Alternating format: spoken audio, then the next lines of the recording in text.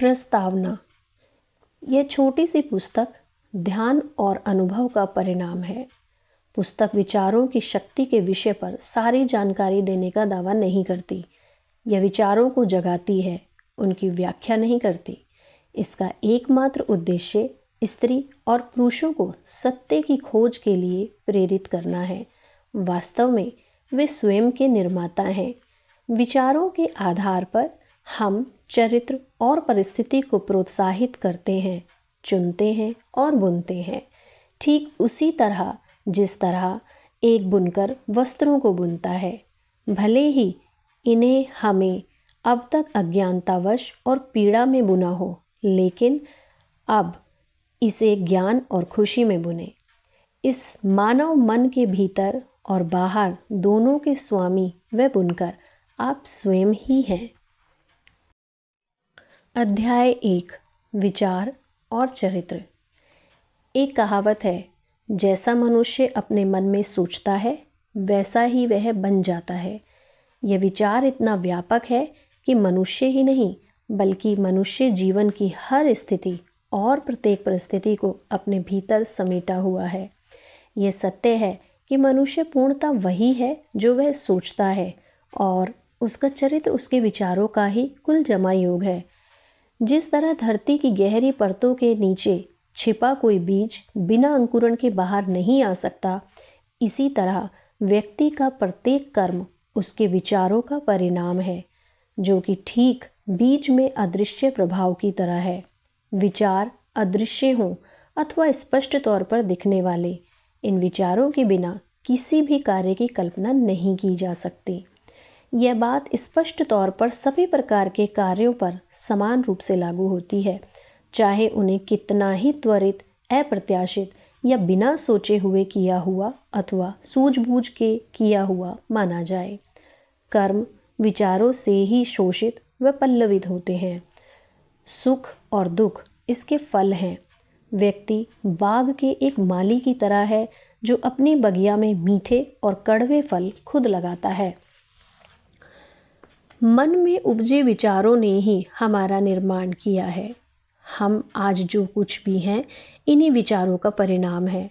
अगर व्यक्ति के मन में गलत विचार पल्लवित हैं, तो दुख उसके पीछे पीछे वैसे ही चलेगा जैसे किसी बैलगाड़ी में जुते हुए बैल के पीछे पहिए।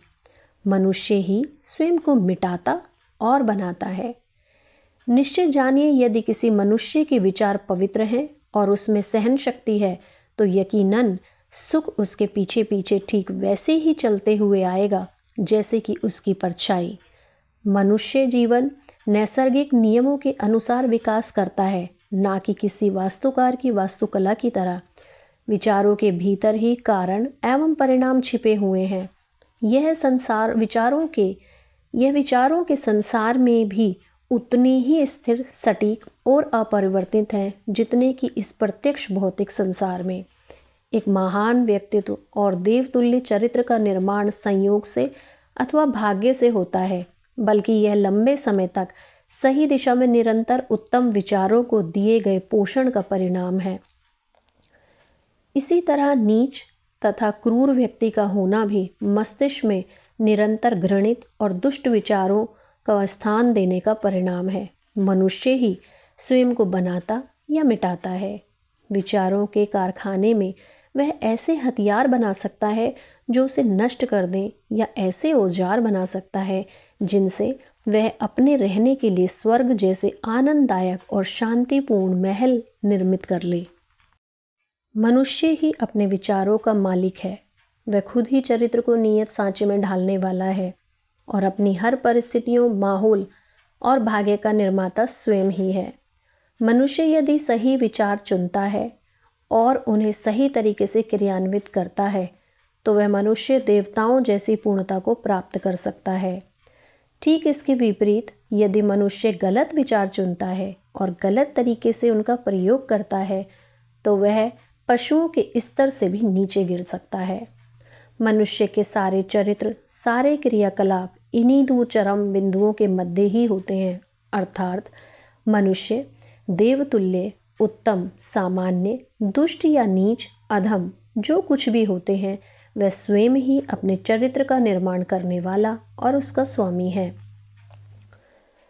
वर्तमान काल में बहुत से पुराने और सुंदर सत्यों को संरक्षित कर प्रकाश में लाया गया है, पर उनमें से कोई भी इतना आनंदमय और लाभदायक नहीं है, उतना दैवीय और विश्वास बढ़ाने वाला नहीं है, जितना यह सत्य है कि मनुष्य अपने विचारों का स्वामी है, अपने चरित्र को स्वयं सांचे में ढालने वाला है और स्वयं ही अपनी परिस्थितियों, माहौल और भाग्य का निर्माता है। जो खोजता है वही पाता है। शक्ति, बुद्धि, प्रेम और विचारों का मालिक होने के नाते मनुष्य के हाथ में ही वह चाबी है जिससे वह हर परिस्थिति को अपने नियंत्रण में ले सकता है, अपना कायाकल्प या नवीनीकरण कर सकता है और जो चाहे वह बन सकता है। मनुष्य हमेशा स्वामी ही होता है, अपनी सबसे दीनहीन अवस्था में भी, लेकिन अपनी दुर्बल अवस्था में वह एक मूर्ख स्वामी होता है जो अपनी गृहस्थी का बुरा संचालन करता है। जब वह अपनी स्थिति पर विचार करने लगता है और उन नियमों की तलाश में तत्परता से लग जाता है जिन पर उसका निर्माण हुआ है, तो वह एक बुद्धिमान स्वामी होता है। तब वह अपनी समस्त ऊर्जा और बुद्धि अपने विचारों को लाभदायक और फलदायी बनाने में लगाता है।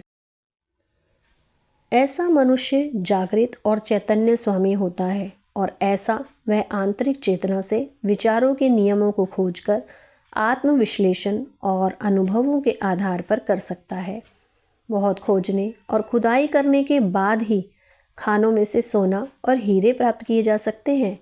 मनुष्य भी अगर अपनी आत्मा में गहराई तक उतरे तो अपने से जुड़े हर सत्य को पा सकता है। वह जान सकता है कि उसी ने अपने चरित्र का निर्माण किया है, अपने जीवन को इस सांचे में ढाला है, अपनी नियति को गढ़ा है। इस तरह यह सिद्ध कर सकता है कि विचारों पर नज़र रखने, उन पर नियंत्रण रखने और उन्हें बदलने से उस पर, उसके जीवन पर, दूसरों के जीवन पर कितना प्रभाव होता है और कर्मों और परिणामों को धैर्य, अभ्यास, गहन विश्लेषण और अपने हर अनुभव को प्रयुक्त करके आत्मज्ञान प्राप्त किया जा सकता है, जो है समझ, बूझ, बोधगम्यता, बुद्धिमानी और शक्ति। जो ढूंढता है वह पाता है, जो द्वार खटखटाता है उसके लिए दरवाजा खुल जाता है। यह एक शाश्वत नियम है। धैर्य, अभ्यास और अटल संकल्प से ही मनुष्य ज्ञान के मंदिर में प्रवेश पा सकता है।